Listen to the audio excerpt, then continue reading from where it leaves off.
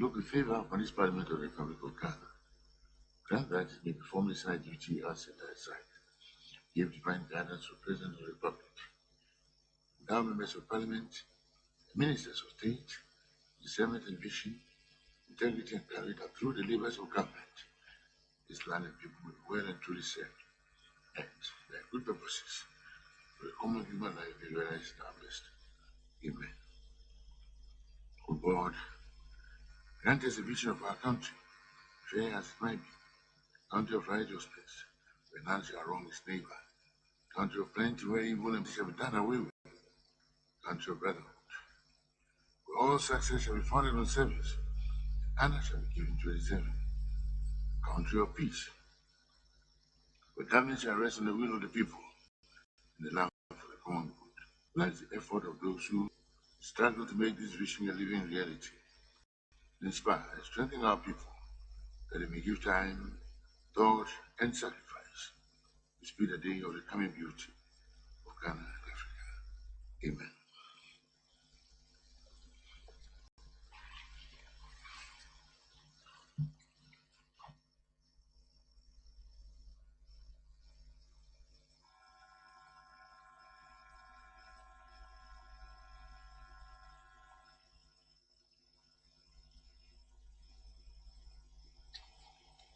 Honorable members, rules and proceedings, 17 June. Big one. Page 2. Page 3. Page 4. Page 5. Page 6. 7. Page 8. Page 9. And page 10. Honorable members, in the absence of any corrections, the rules and proceedings, as read, are hereby accepted as true record of proceedings. Official report of 19th May. Any corrections, please?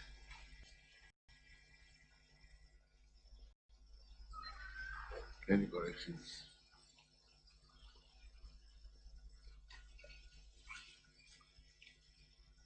In the absence of any corrections, the official report is adopted as read. Good. As true record of proceedings.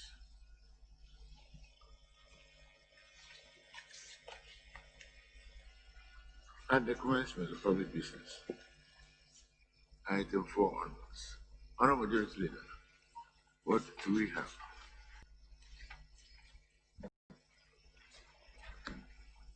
Speaker, may I inquire if you have admitted any statement? No.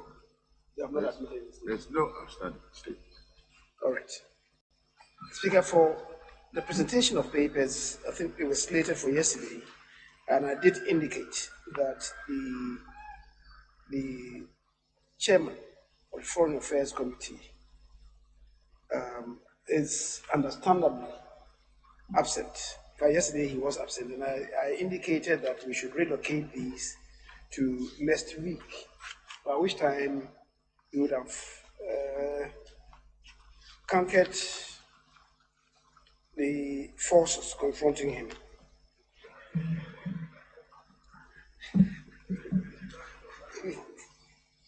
The Speaker, so I gave indication that those ones in the name of the Foreign Affairs Committee to be joined by the Minister responsible for Foreign Affairs and Regional Integration should be relocated to next week. Speaker, unfortunately, I don't even recollect whether the Business Committee factored this into next week's program. If we did it, I may want to sound the table office that we should look at relocating these ones in the name of the Committee on Foreign Affairs to be supported by the Minister for Foreign Affairs to next week's program, so that we could handle them next week. Speaker,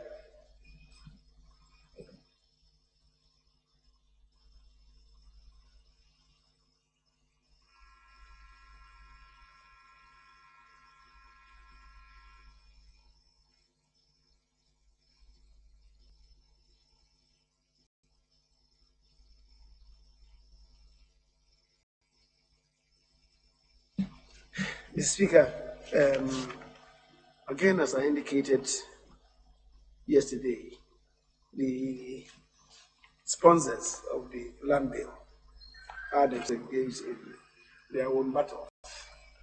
And in the event we cannot deal with it, with the land bill, Speaker, so in the circumstance subject to the indulgence of my colleagues, we may have to adjourn until tomorrow 10 o'clock in the phone.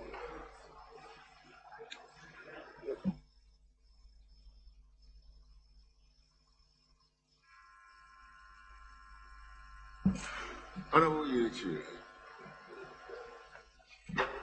Thank you very much for the opportunity.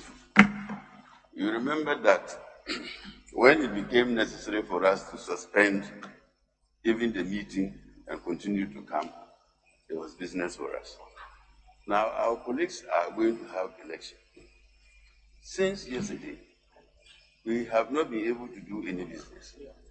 I think that the best thing to do is to also afford us the opportunity to stay away even tomorrow and come Tuesday where we can do business.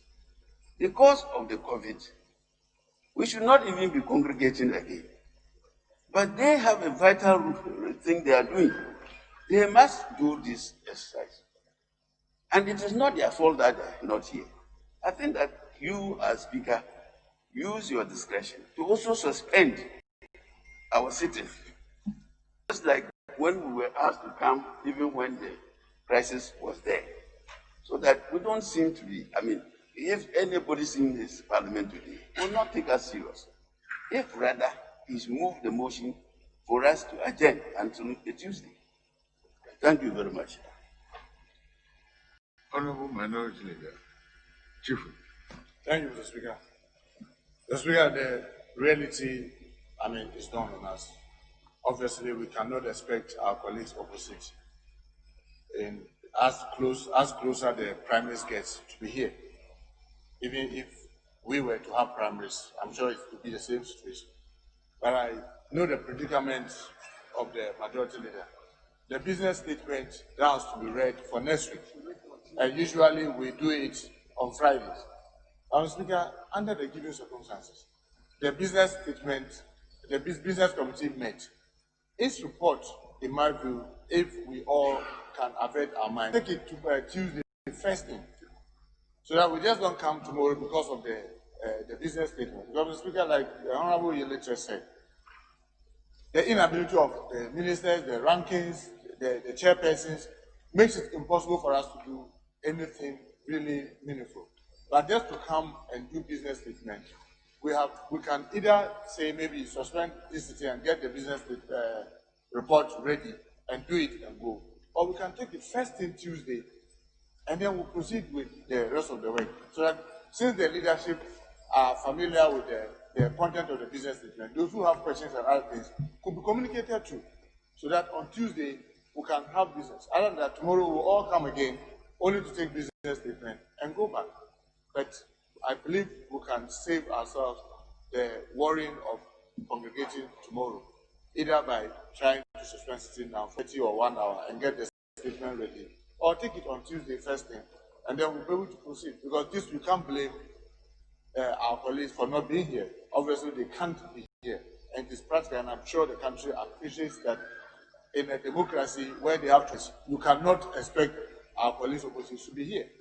But the reality is that we cannot just come and do nothing, go, come again, do nothing, and go. We can just suspend the sitting to Tuesday and be able to still manage the difficulties that we have. Thank you, Mr. Speaker. Very well. The Minority Chief Whip has spoken. In addition, Honorable Yerichi, Honorable Majority Leader, unless there's something really such that there's nothing that can be done about it, we may well bite the bullet, face the reality, and come back on Tuesday. I am inclined towards that. I'm just give you an indication from my point, so that we agree on that, or well, honorable judges, I'm out listening to you. Speaker, for practical reasons, I think if the House does not sit tomorrow, really it will not derogate from the functions of the House.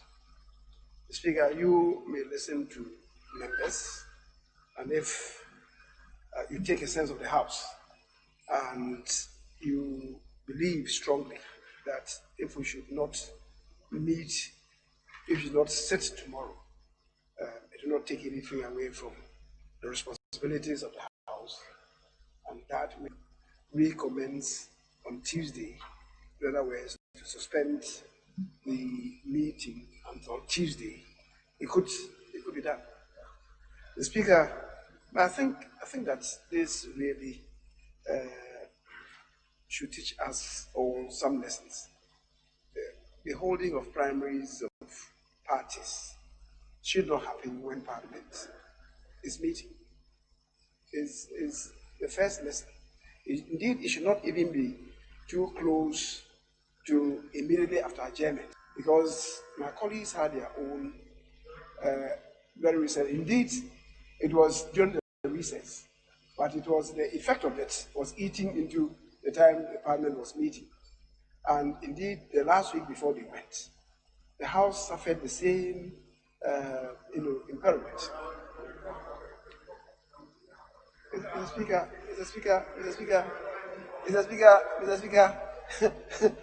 the video clippings of this House will show. The video clippings of this House will show. And I believe the Honorable Governor Abuja, who was here one day, when we said there were only 5 of them in the House, would testify. There's no running away from the truth in these matters. Mr. Speaker, the point being made is, one, political parties should ensure that when they hold meetings, when they hold primaries, it should not fall within meeting periods. And second, Mr. Speaker, I keep saying, really, what is the purpose of these primaries when sluice gates have been for all comers? What we are doing here in Ghana does not exist anywhere in the world, in the entrenched democracies. It doesn't exist anywhere in the entrenched democracies. Mr. Speaker, so I think the political parties now, their constitutions impose on them that burden of holding primaries. But is it the only way open to us for us to maybe re-energize membership of the House? Is it the only way? And is it the best way? Mr. Speaker, I believe we have to confront this reality. Because, to be honest with you, I cannot envisage what will happen to us the next 2 general elections after this one. I cannot. And the path we are beating for ourselves certainly is not the best.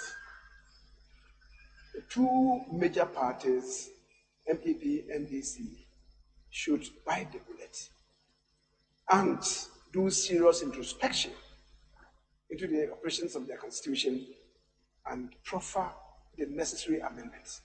We cannot carry on this way and pretend nothing is happening. We are walking a very slippery road. Let's not bury our heads in the sand. But what's happening is not the best.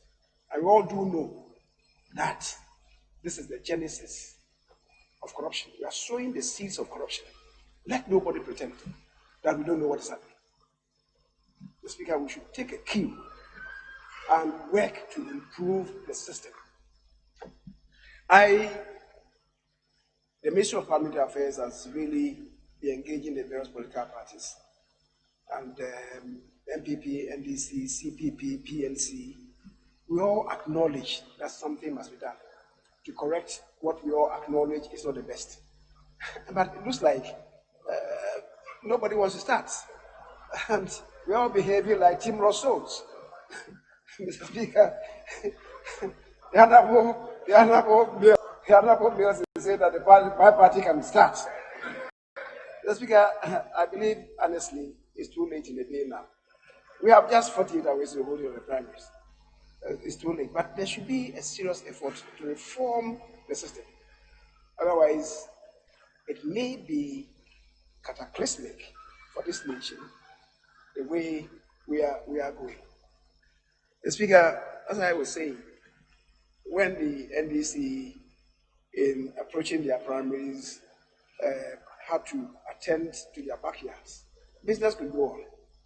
But today, business cannot go on because a lot of business that we transact here is public business. And if the government party members are not here, it's certainly impossible to go on with any serious business.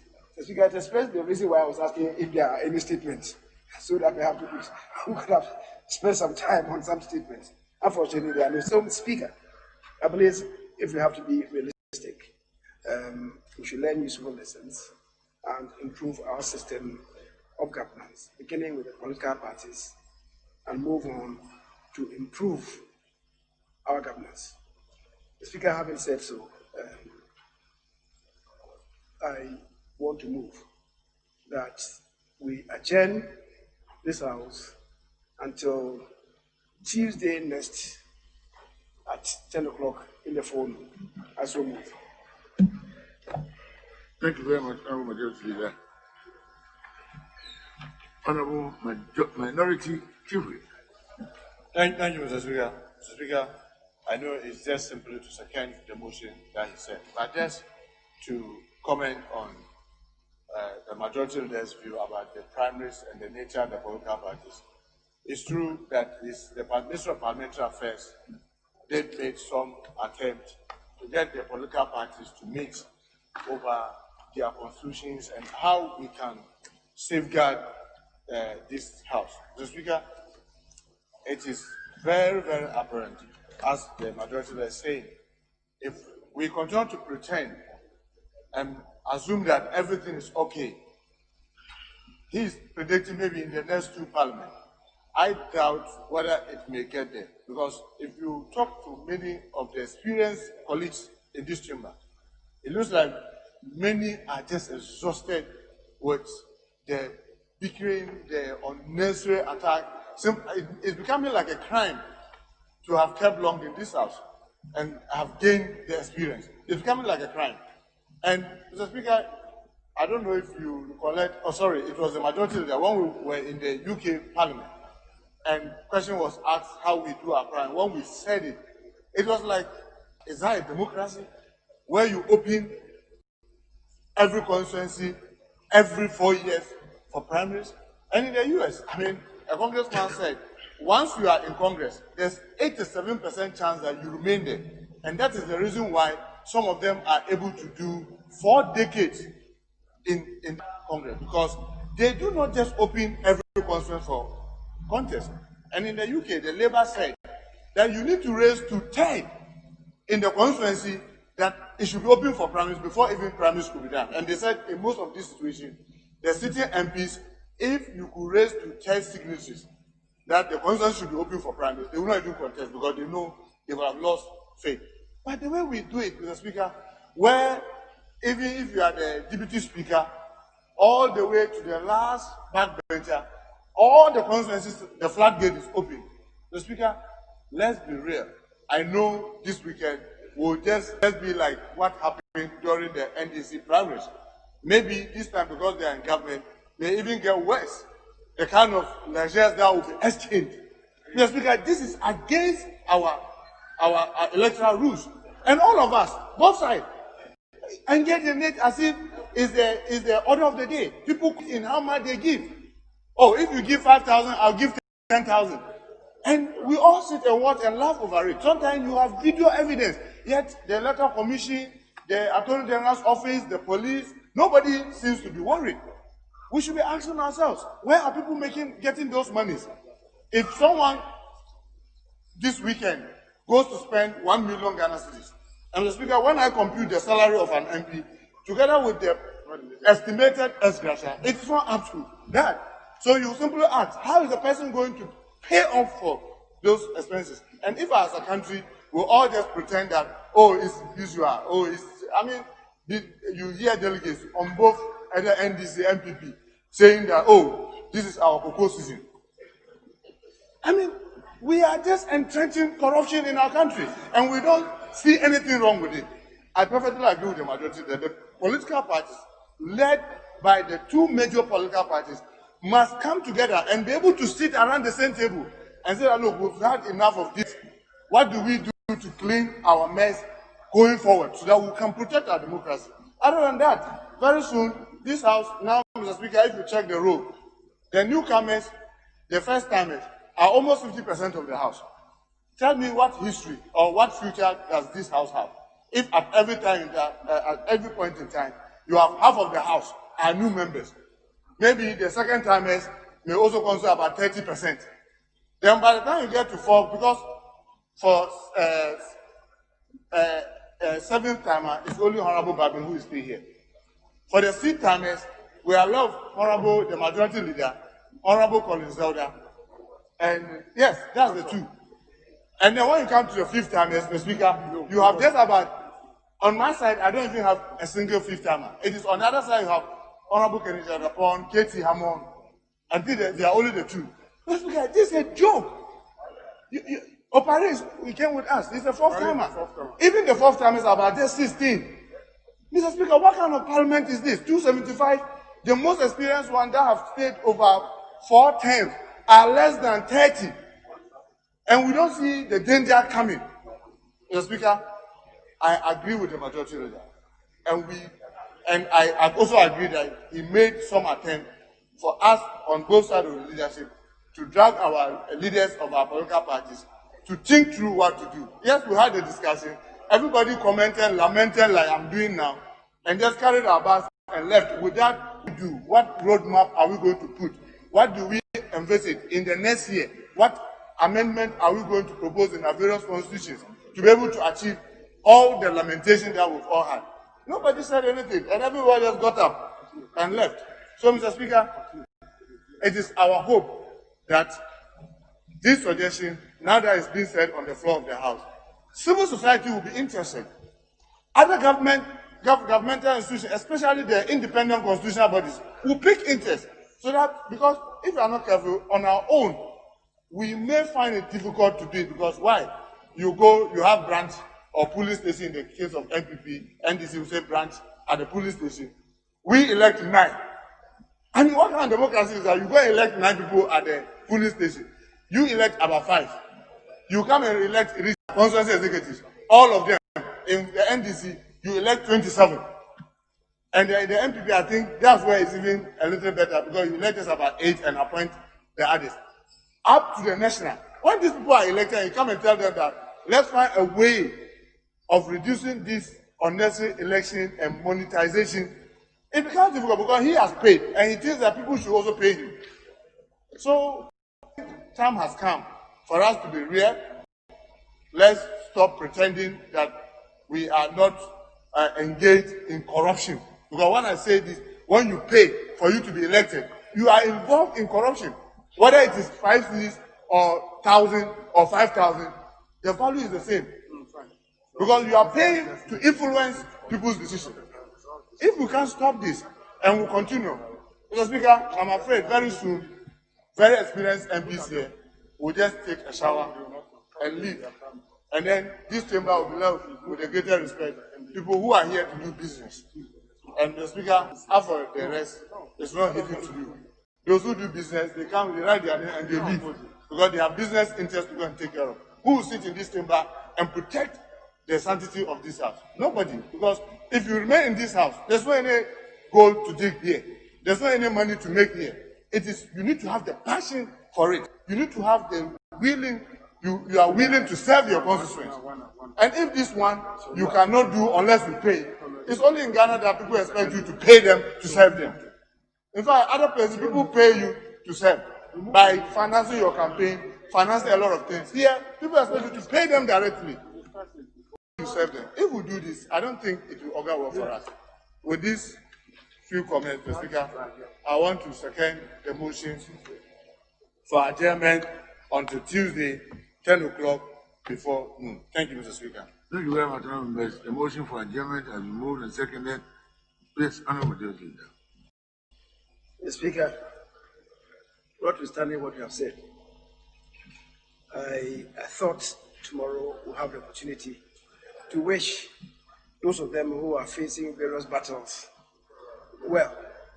But because we don't have the opportunity tomorrow, perhaps the time now is opportune to wish my colleagues who are going to the contest very well, wishing them God's protection,